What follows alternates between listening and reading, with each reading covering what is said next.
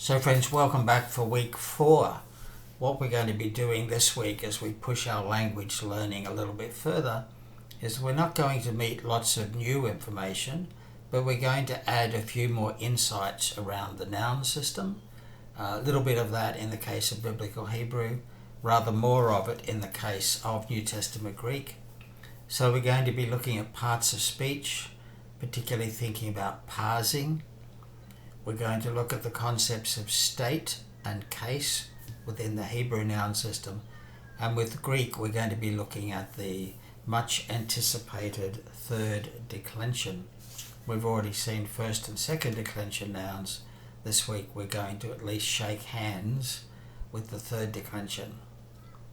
So as we get a little bit further into the unit, begins to become an issue as to how much of this stuff do we need to know and how much of this stuff just do we need to know about, so that when Accordance tells us various bits of information, we have enough knowledge of the Hebrew or Greek to make sense of it. So the things that are really important to understand and learn by heart are things like the alphabet, the vowels and the accent marks to some extent, the definite article, and parts of speech, which we'll be doing as we go along, but we're going to focus on that especially this week. And also week by week, the different Accordance Bible skills, because those are the skills you will be using in future subjects as you apply your knowledge of the biblical languages through the Accordance software. You'll hear a lot more than that, and these are things that's good to know about so that you can go, oh yes, that's what that was when it comes up on the Accordance software data. But these are not things we're expected to master and know by heart in a really introductory one semester unit looking at both Hebrew and Greek side by side. So you're not expected to know all the declensions off by heart, for example. You're not expected to have all the fine details of exactly how the case system works. You're not expected in a week or so's time to absolutely nail what the construct chain is all about. And you're expected to know about, but not necessarily be able to do it off the top of your head, the basic system for parsing the nominal forms. So let's just go a little bit deeper for now into the concept of parts of speech. And we'll look at it in English, but obviously we'll be using examples as we go on that come from the Hebrew and the Greek. So now different words have various functions in a sentence, in a clause or in a phrase. So, and we use these parts of speech to create and to clarify what it is that we're trying to say. So in a sentence, a noun may be the subject, the person doing something, but a noun may also be the object of the action. Okay, it can be either a subject or an object, and yet it's still a noun. Similarly, so just going down that chart momentarily. So we've got nouns, verbs, very important, coming later in the course. Adjectives, part of the noun system, but again there are actually rules around adjectives in English which we know, but we don't know that we know them. And in a way, that's the kind of knowledge we're trying to build a little bit of in this class. And then pronouns, which take the place of nouns and simplify the sentences in some way. Adverbs, which add qualification to the verb and sometimes to an adjective. Prepositions, words like down, from, into, near, on, under, up, which help to relate a noun to another word. Conjunctions, and we'll come to conjunctions in a couple of weeks' time. Little joining words, and but, and or, and so on. Interjections, hey, oh, all those kind of things, okay? And determiners, And there are various things that are determiners, but they determine that this particular noun is definite in some way or other, and we are going to be looking at that a little bit tonight. So that, my, these, this, and even the definite article is actually very much a determiner. Okay, so we'll come back and look at, we won't be referring to this chart, but we're going to be using these parts of speech all the time when the Accordance software tells us that a particular word is such and such a part of speech. So here's a simple, rather overworked example that I hope you enjoy. Oh no, the dog ate your sandwich and fruit from under the table. So the verb, the first thing I suggest you look for in any sentence and listen for in any sentence is the verb, because the verb gives us a sense of what's going on and in what kind of ways it is happening. Okay, so the verb is really important. We're not going to be learning the verbs just yet, but verbs are absolutely critical when we're looking at the parts of speech and the shape of a sentence. So you've got the verb. Somewhere in the sentence there'll be a verb. In English it's typically subject, verb, object, but that's not the case in Hebrew, and it doesn't need to be the case in Greek. Then we have the subject. So the subject is the dog, and the dog is a noun, and it would actually be nominative case, but in English you can't tell that just by looking at it. And it's not just a dog, but it's the dog, so we'll come back to that later. There are two other nouns there, sandwich and fruit, and these two nouns are the object of the verb. So the dog is the subject doing the eating, the sandwich and the fruit are the objects of the dog's consumption. And this is a very healthy dog. It doesn't just take the sandwich, it also wants the fruit. There are a number of determiners in this sentence.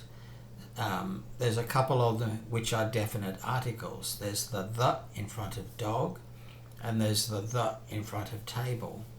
But there's also the pronoun your in front of sandwich. Okay, the dog ate your sandwich, and perhaps it's your sandwich and your fruit actually. So these make it more definite and determined and specific as to which dog, which sandwich, and which location were the sandwich and the fruit taken from. We have a very familiar and simple conjunction, and. Okay, sandwich and fruit. We have some prepositions, from and under, and they just sit side by side. They each add a little bit of information about where the fruit came from. Table is also a noun, but because it's following after these prepositions, it's the indirect object of the verb. Okay, so although it's a noun, and in Greek it would be dative, okay, but in this case we do it slightly differently. We use a prepositional phrase in English. And then finally, at the beginning of the sentence, we have our interjection. Oh no. Okay. Now that's overworked and a little bit of overthinking happening there with the sentence. But I hope it's simple enough and clear enough that it gives a sense of how the different parts of speech function in English. And of course, we'll be looking at, well, how do these words and how do these parts of speech function in a Hebrew sentence or in a Greek sentence. So when we're thinking about Hebrew nouns, which includes adjectives and articles and pronouns and so on, as we know, no new information much here. In Hebrew, a noun can be either masculine or feminine in terms of gender. They can be, in terms of number, a noun can be singular, it can be dual, or it can be plural. And the dual, as we saw last week, is primarily for natural pairs like hands and eyes and ears and feet, but it can also be used to say two of something, like two boys, two dogs, 2 days, etc. And plural, and there'll be some variation in the form between masculine and feminine when we come to express plurals. There's a new idea being introduced this week, and that's the idea of the state. What state is the noun in? Is it in the absolute state or the construct state? We'll come back to that in just a moment. And as we've already seen, and we'll see more of it next week with the construct chain, in Hebrew, nouns can be nominative, they can be accusative, in which case they will often but not always have the accusative marker et in front of it, and they can be genitive, but the genitive in Hebrew is created by binding words together rather than by inserting a word like of or apostrophe s as we do in English. And then there's the question of determination. Is this a definite or an indefinite noun? Okay. Now there are various ways in which it can be definite, and we'll talk about that in just a sec.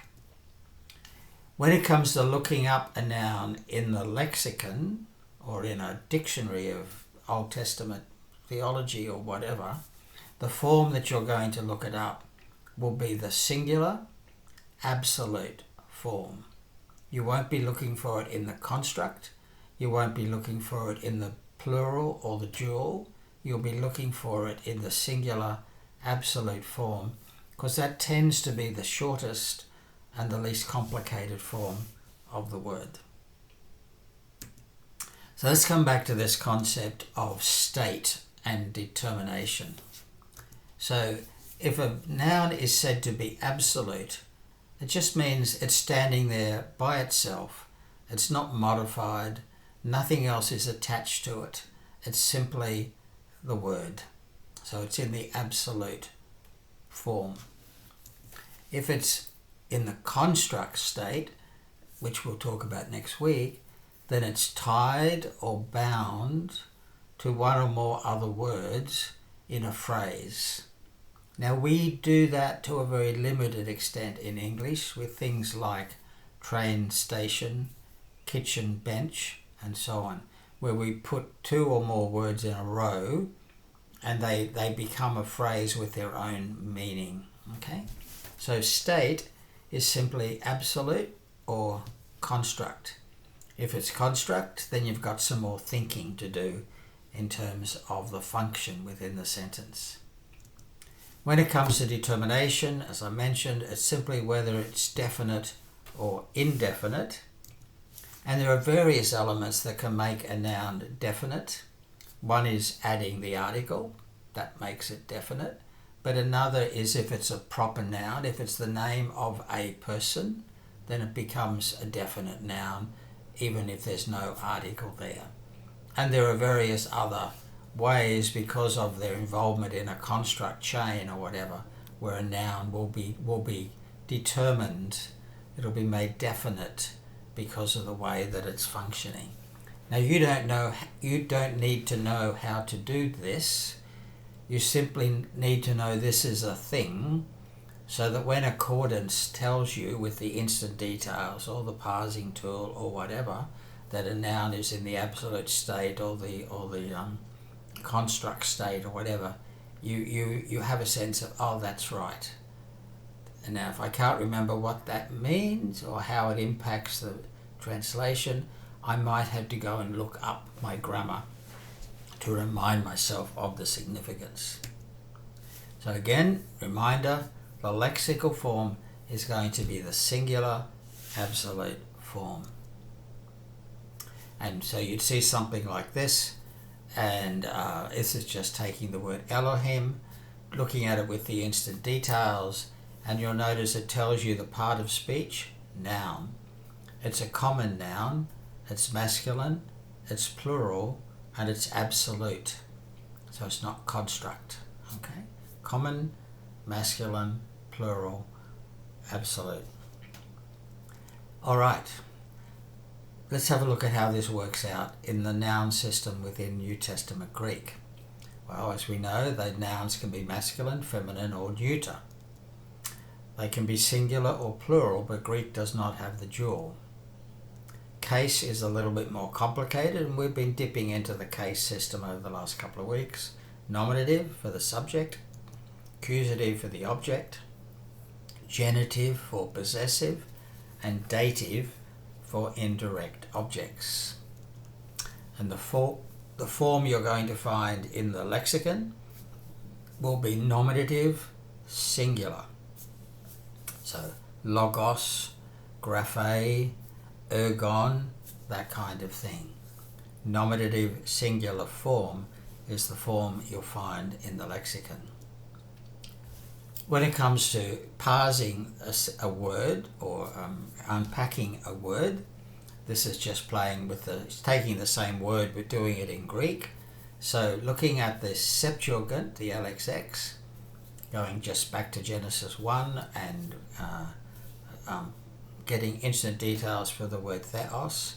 It's not as fully tagged as the Greek New Testament, but you see the general information. It's a noun. That's the part of speech. This particular iteration of the noun is masculine, singular, nominative, and it's a common noun. And it tends to have the meaning of God with a little god or God with a capital G. We look at the same thing in when the word God occurs in John chapter 1. In the Greek New Testament, it's a little bit more tagged, so you get references across to Strong's numbers and so on.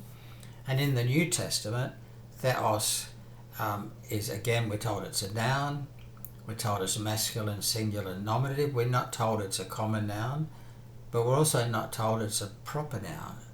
It's not defined with that aspect. And again, typically it's either translated as God or gods if it's plural, or God with a capital G. If it were God with a capital G in New Testament Greek, it would tend to have the definite article in front of it, because that's true of any names like Peter and Mary and so on. You would expect to find the definite article in front of the noun. And in this case, we're told that in the NRSV, which is my standard reference Bible, it's translated as God with a capital G in this particular verse, and it's the Strong's number G2316 if I want to do any further work on the background. So far, so good. Now, last week we introduced you to the word chart, but there's an even more powerful tool called the Parsing Tool, which doesn't just give a chart of all the words in the text that you've selected, but it actually parses those words and gives you a little bit of commentary on what's going on with that particular text.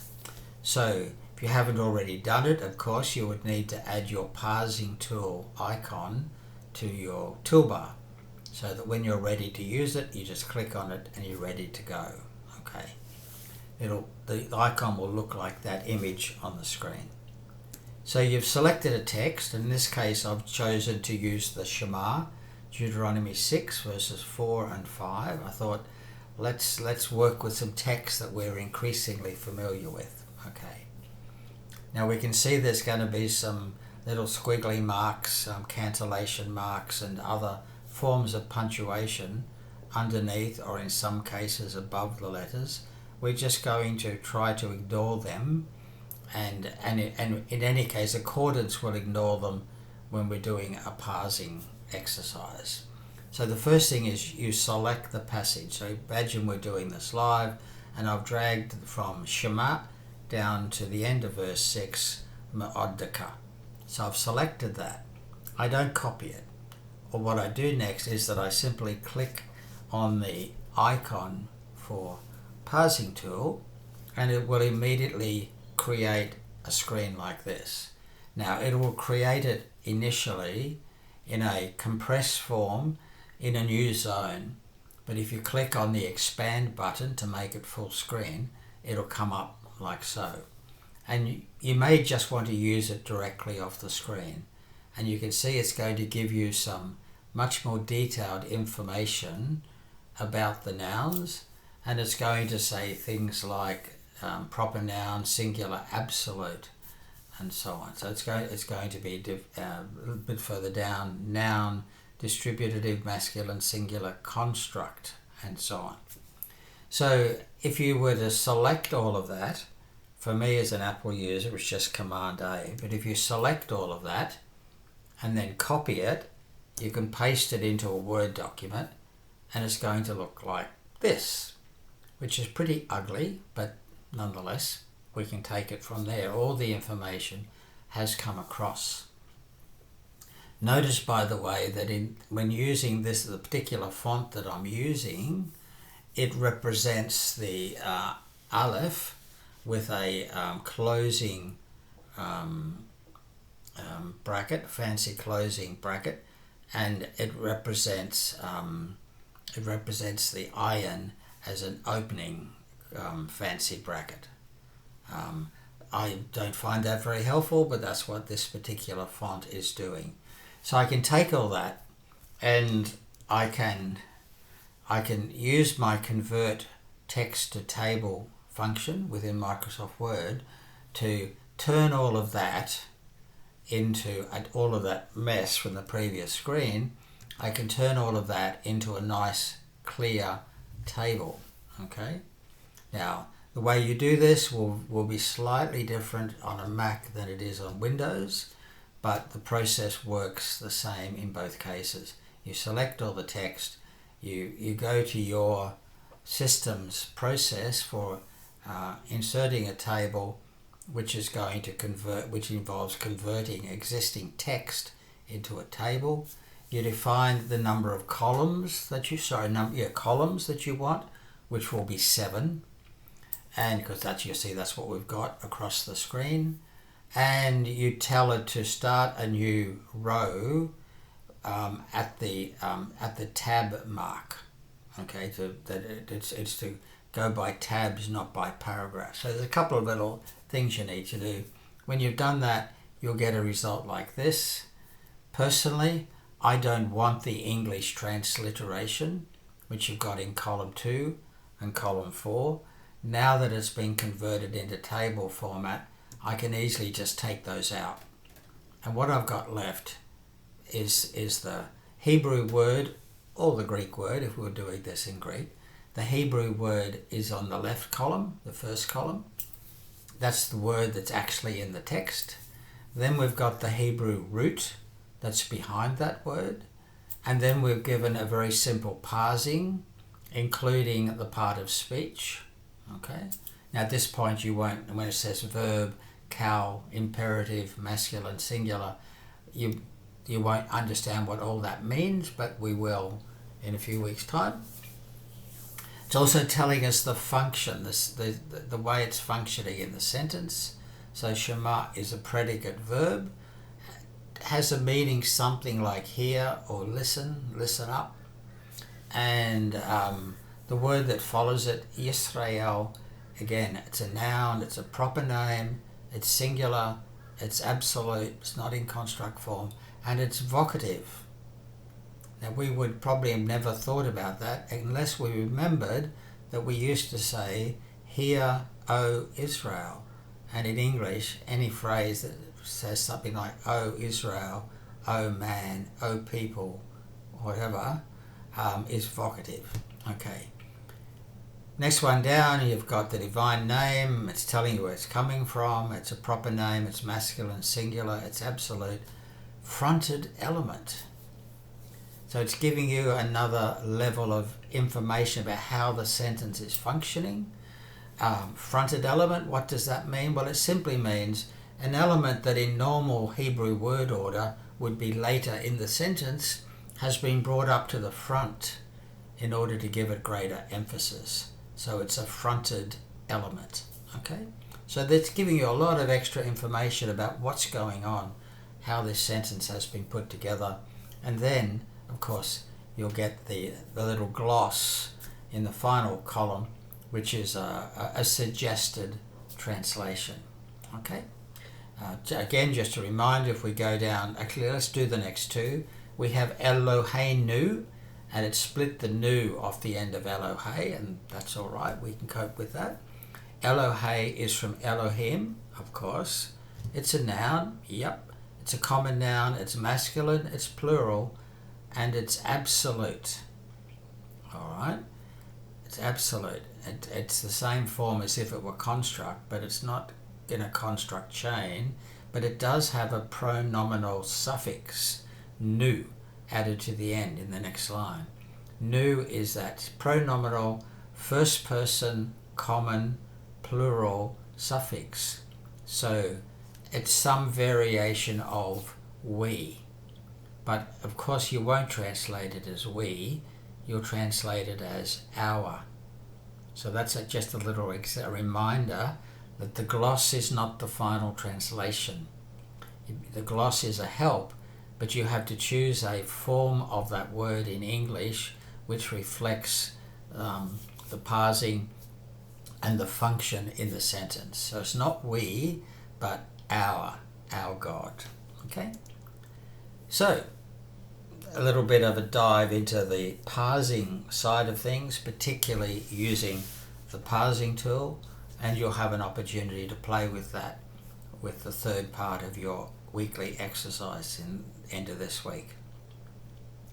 So let's have a brief look at third declension nouns. We know that declensions are simply a set of endings. So you've got the stem, you'll have an ending, and the ending indicates the case, the gender, and the number. Okay? So, first declension, the stems end with an alpha or eta. Second declension, the stems end with an omicron, and they're either masculine or neuter as a general rule. The third declension, the stems end with a consonant, and that makes things a bit messy. And as we know, I suggest you imagine the declensions as cardboard boxes into which you put different examples of nouns. So, over the last couple of weeks, we've looked at the first declension nouns, graphe. Graphe is your benchmark first declension feminine noun.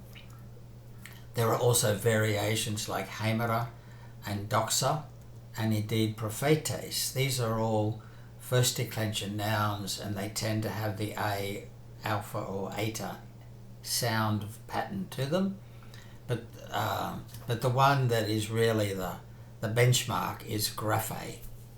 Okay, you can choose any other noun that fits that, but graphe is a nice simple one to remember.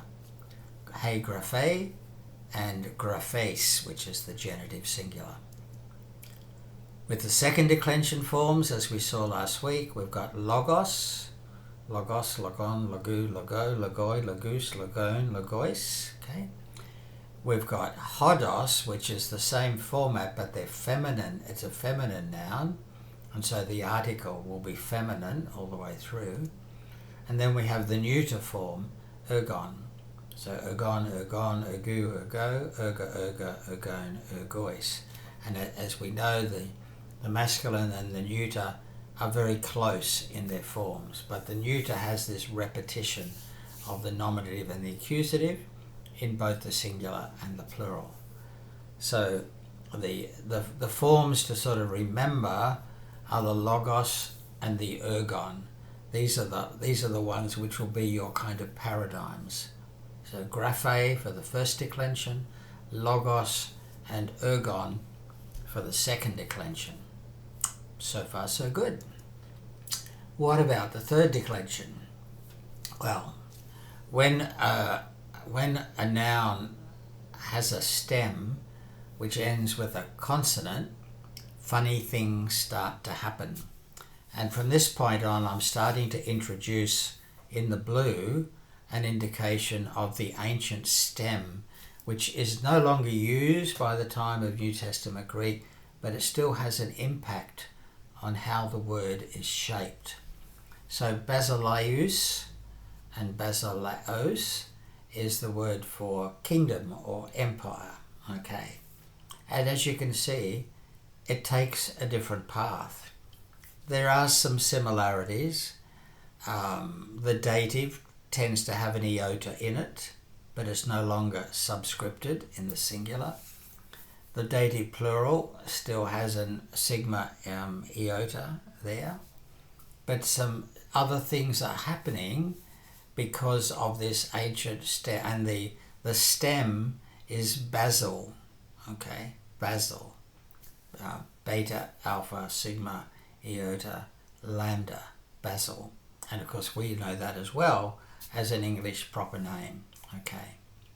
So that's one form. There are many, many different forms of a third declension, but I'm just going to put a couple of typical ones up. Then we have hey sarx and sarkos, and the root is sigma, alpha, rho, kappa, okay, but the lexical form is sarx with the kasi. This is a feminine form. And it's going to be sarx, then sarka, sarkos, saki, sakes, sakas, sakon, saksi. Okay? You're not having to learn this, but you will need to be, when Accordance tells you this is a third declension pattern or a third declension noun, you'll go, ah yes, that's right. Then we have the word onoma for name, and the stem of onoma ends with a tau, but the tau can never be there at the end. You can't end a word in Greek with the letter T. Okay? No point asking why. They just could not finish a word with the T sound. So it's not going to be to and a mat, it's just going to be onoma, onoma. Onomatos, onomati, onomata, onomata, onomatone, onomasi, because the tau is going to join with the sigma and little changes take place. Again, this is not for learning, but notice the significance of the genitive singular form, because that will tell you what the stem is. Okay? So it's onomat or sark with a K, or basil in the case of basileus. Not for learning, just for knowing about, but the one that's probably the simplest to remember as a kind of a template is sarx, sarkos. Now there's a reason behind all this. There's a kind of a method in the madness, and it's to do with what happens when a sigma follows on one of these consonants at the end of a stem. And it goes like this. If it's a labial consonant, p, b, or f, so made with your lips, then when a sigma is added to the mix, it becomes psi. If it's a vela made back in the soft part of your mouth, like a g, or a k, or a g, or a k, then it becomes kasi. And if it's a dental, sounds made with our teeth, t, d, and th, then when you add an s, it just becomes an s. In effect, it becomes a double s and goes back to being s. Now, this is going to happen in nouns, it's going to happen in verbs. These are just basic rules of what happens when these particular 9 consonants are followed by a sigma. Again, not for learning. You're not going to be examined on this, but you will run into it from time to time, and after a while you'll go, oh, I know what's going on here. Okay? So all of this is just to remind us that your best friend is the article, because the noun may have all kinds of different things going on, but the article will tell you the gender, the number, and the case. So this is something you need to learn, as you know. All right, let's look at a couple of other words that are related to the third declension. A couple of weeks ago we learned the word passapan, which is it's an adjective and it means all. And I put in its ancient stem, which is pant. Okay, pant. But we know the word as passa, pan. So the masculine and the neuter are actually third declension format, and the feminine is first declension format. So this is not a bad little paradigm to at least be familiar with, even though we don't expect you to learn it off. So in the masculine, if this adjective is being applied to a noun which is masculine, then it's going to be either pas, panta, pantos, panty, pantes, pantas, pantone, or passi, depending on the case and the number of the noun. That last example there is because if it's passi, and this occurs all through Greek, biblical Greek, if the next word begins with a vowel, then you insert what's called the movable nu. It's a bit like us putting an N after the indefinite article if the noun that follows starts with a vowel. If it's a feminine noun, then it's going to be passa, passan, passes, passe, passai, passas, passone, passais. And if it's a neuter noun, then it's going to be pan, pan, pantos, panty, panta, panta, pantone, passi. Okay. The thing to note there is just that this is a really good kind of reminder of how the third declension works. So masculine and neuter forms are third declension. Feminine is in the first declension form. And if you become kind of familiar with this pas-passapan declension, that will come in very handy when we get to participles, because participles do much the same thing. All right, one last example here. Heis, mir, hen. Okay, heis, mir, hen. It's the Greek word, we introduced it in the last week or so in the vocab. It's the word for one. So we've got nominative, accusative, genitives, and then dative. So it's heis, henna, henos, henny. In the neuter, it's hen, henos, henny. And in the feminine, it's mia, mian, mias, mia, with an iota subscript. So what are the things to notice here? Well, firstly, notice the hard breathing on both the masculine and the neuter forms. Okay, so there is another little word, ace, epsilon, iota, sigma, which does not have a hard breathing. It's a very common word. It's a preposition meaning to. And there's another preposition, en, which is incredibly common, and it means in. So when you're looking at the text, you're probably going to confuse heis with ice and hen with en, but Accordance will always know the difference, and it will not let you stay confused. Isn't Accordance a nice thing? The other question, of course, is why are there no plural forms? Well, the simple answer is this is the word for one. There is no plural. Okay? So heis, henna, henos, henny, mia, mian, mias, mia, hen, henos, henny.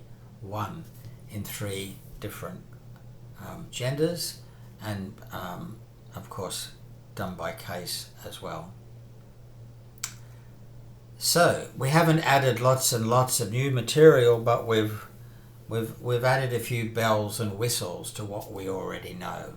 Okay, so we're really beginning to consolidate our knowledge of the noun system so that we can make much better use of the information provided to us by Accordance. With the vocab this week, we have the next 10 words. Ra'ah, in Hebrew, I see, well, he sees, but we'll treat it as to see. Shema, which we know from the Shema, means hear. Am, actually, people. Beit, house, we know it in words like Beit Shemesh, Bethlehem, etc. And the word Shanayim, which is the number 2, Shanayim. And guess what? If you look at the ending of Shanayim, it's a dual noun. It has the patak, the yod, the hirik, the final mem. ayim, so shanayim, 2. Coming across to the Greek side, we have horeo, I see. We think about horoscope. Akuo, I hear.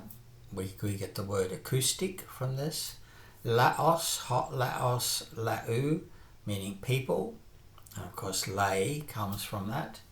Oikos, hot oikos, oiku, house. But house or household, and it's where we get words like economy, but also ecumenical, okay? And duo, of course, is the Greek word for two, and we know duopoly, there are various English words that use that. So shouldn't be too many difficulties with this week's bunch of vocab. Looking ahead, this video, looking at our introducing to the key language focus for this week, the vocab items we've just been looking at. On Wednesday night, we'll spend a bit of time working on examples from both the Hebrew and the Greek text so we can actually tease out what this looks like in real life. We'll walk you through using the parsing tool, that sort of thing. The weekly exercise is due by next Sunday at midnight. I have done a little bit of tweaking with the order of topics this week and in week 8, so I have updated the weekly exercise for week 4 and also for week 8. So make sure you're working with the current version, the one that you can download from Arc now. And then amongst the additional and parallel readings, I especially encourage you to read the chapter Jews in the Diaspora from that really useful book, The World of the New Testament, and it's chapter 23. You can access that through the Arc site and through the University Library as a digital resource. So hopefully as we go into this week, you'll feel that the noun system is really starting to come together and you're beginning to get a sense for how number and gender and case works its way out in both Hebrew and Greek, and beginning also to understand the significance of the parts of speech and the real value of carefully parsing a sentence so that we can pay attention to what's going on here. And we even use that expression in everyday English. If somebody wants to think about something carefully, they'll say, I just need to parse that a little bit. I just need to go through it step by step and make sure I'm understanding it. So all the best for the coming week, and I look forward to catching up with you all on Wednesday night.